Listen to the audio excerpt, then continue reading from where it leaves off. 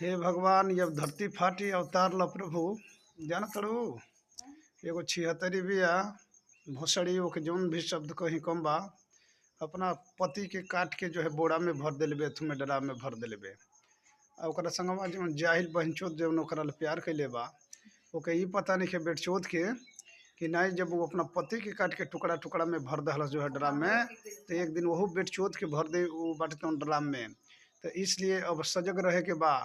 केहू से सपनों में भुला के प्रेम नहीं करे के। प्यार प्रेम के झांसा में जे भी आयल ओकर जान तुरंते गईल। हे भगवान हे प्रभु इहे दिन देखावे खातिर हमके जिंदा रखले अल्लाह का प्रभु हमरा के अबे धरती से उठा ल प्रभु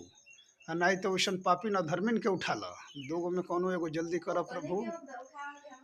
जल्दी प्रभु जहाँ ले हटावो बतावो इतना अन्याय होला त्राहि माम